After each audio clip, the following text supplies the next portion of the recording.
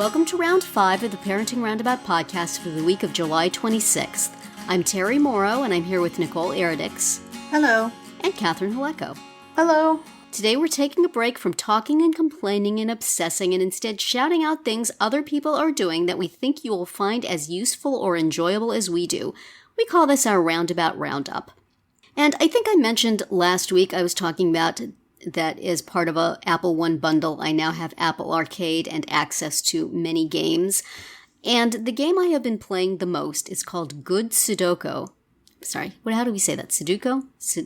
I don't even know. Good Sudoku. And it's a game I'm not unfamiliar with. I think I had downloaded it from the Apple Store a few times, and they have looked at the game of Sudoku, which I like playing very much, and figured out how to do all the different things you do when you do it on a piece of paper in an app, making notes and different kinds of notes, and they've made some things easier to do and some things, they really put a lot of thought about it. How can we make this playable on a phone and also teach people how to play better? They have all these aspirations, and like the first 5 or 6 times I tried to play this game, I could not figure out what they were doing. I would hit the wrong thing, and then stuff came up that I didn't want, and I couldn't figure it out. And I kept, both when I was getting it from the App Store and when I was getting in the Apple Arcade, I kept downloading it, playing a little bit, getting frustrated, deleting it. And then I would think, but I really want to play Sudoku on my phone. And it took me 5 or 6 times of trying it and going through the tutorial and playing with it to finally figure out how everything worked. It's like if somebody else figures out how to do stuff, but you're not them. It doesn't always make sense right away. Mm-hmm. So I finally figured it out, and it's so fun, and I like it so much, and I like all the neat little things they did, and I most of the time don't screw up. Every now and then I do.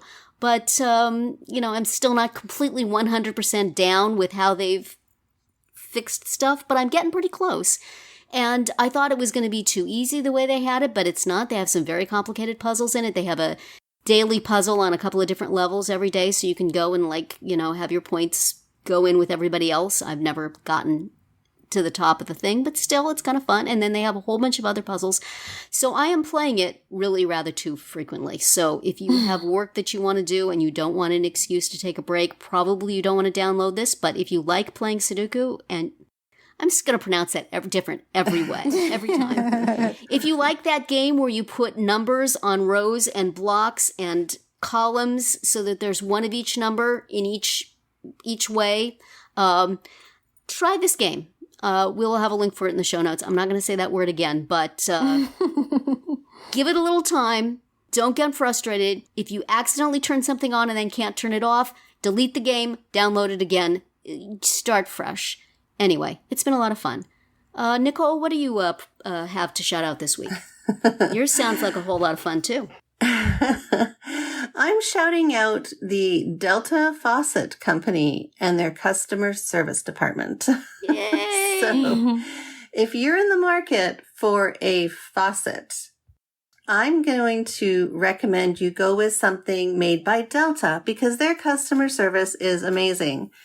So when we moved into this house 14 years ago, of course, everything was already in place and installed, and our bathrooms had faucets that are of Delta brand. And our downstairs bathroom faucet started leaking a couple months ago. And I called my home warranty insurance company, and they did nothing. They were not responsive at all, and they were very difficult to get a hold of. And anyway, yeah, that's a whole other story. Mm-hmm. So we called out a plumber, and then he said, can't really do anything about this. Why don't you call the company and see if you can get a certain part under warranty for it? And so I was like, okay. So I called them up, and I said, we need this part. How much is it, and can you send it? And they're like, oh, it's under warranty. And I said, well, the faucet's 14 years old. And they're like, no, it's under warranty. And so they FedExed this part to me, and it arrived on my doorstep the next day. Oh, wow. It was there immediately. Right. And it was just a little part. So, I mean, if we had bought it, it would have been, Well, actually, the small parts are expensive too. Who am I kidding? Okay, so then fast forward this past week, my husband's trying to install said part, and he can't remove the actual faucet to put the part inside because there's a screw that's not coming out, and it's just, he's tried everything. We spent like $70 in tools to try and get this screw out. And it's just been like, so we were looking at new faucets to purchase. And if you're looking for faucets, they're expensive. They're not, they're $200-$300 for a faucet set. And we wanted one to kind of match the bathroom and their other faucets. So that's why that was in that price range. Mm-hmm. So I'm like, you know what? I'm going to see what Delta has to say about this. Maybe they can send us, a part or something that will help out. So I just called them up yesterday morning and explained what the situation was. And she's like, okay, well, we'll just send you a whole new faucet set. Aww. And I'm like, oh, are you serious? And she says, yeah, just pick one. So we narrowed it down to a couple, and then she's like, okay, I'll put it, I'll get it sent to you. And that was it. Now we're now we're going to get like a brand new handle spout thing going on. So nice. I was like, wow, who does that? Have you shouted them out on Twitter for their excellent customer service? I have not. That's a really good idea. I will do that. So yes. If you're looking for faucets, go with Delta. They have amazing customer service. That was my long-winded explanation. And how about you, Catherine? Getting a sink, a shower, garbage disposal or anything? No, I'm going to talk about art. Art. Yes. So we went to see the Beyond Van Gogh immersive art Kristen's exhibit. Going to that tomorrow. So yeah, they're all over the place, and when I went to look for a link for it, I discovered that there's like competing shows. And the specific one I went to was called Beyond Van Gogh, and they have locations in many cities, but then there's also other ones. Mm-hmm. So I have a link to an article at ArtNet that gives you like the rundown of all of them. But I'll just talk about the one I saw, which was Beyond Van Gogh. Mm. And it's like they call it immersive like video experience. So you go in and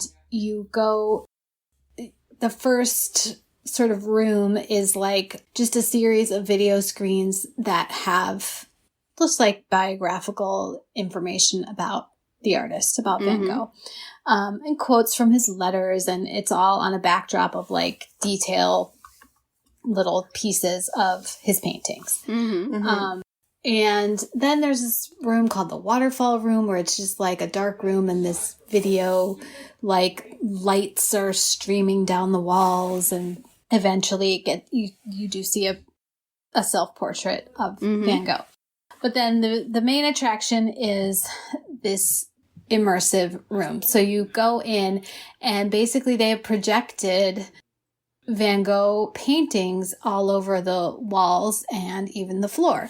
And they have like these big towers of screens also in the middle of the room so that you're seeing not just on the four walls, but then also on these like towers. And it's very cool. You can just kind of stand there and watch it change. It transforms from like all landscapes or seascapes, and then it's flowers, and then it's portraits, and then it's it's details of sunflowers, and of course you get like the starry night, and it all just sort of like changes and moves and morphs from one thing to the next. Wow. So cool. It's cool. It's there's no actual Van Gogh paintings like specific real paintings. It's all video projections. But it's just kind of a different way to view the work, and you're just in this big room and you just kind of watch this whole thing play out. And, there was quite a diverse group of people there. I thought we saw it in Milwaukee.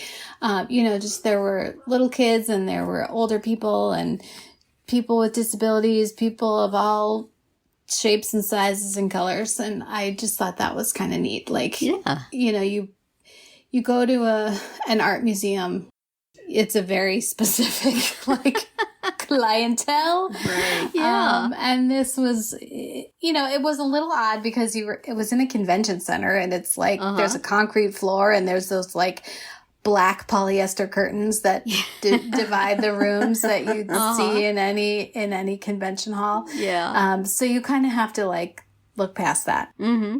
But you can once you get into the big video room.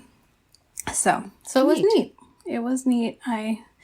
And it was like just a little kind of a fun family outing. That was a birthday gift that I requested from my immediate family that we all go to it together. Fun. So Nice. we did. Yeah. That's very cool. Aw. It was fun. So I hope Kristen enjoys it too. It was Yeah, she's excited. I'll let her know that you enjoyed it. Yeah.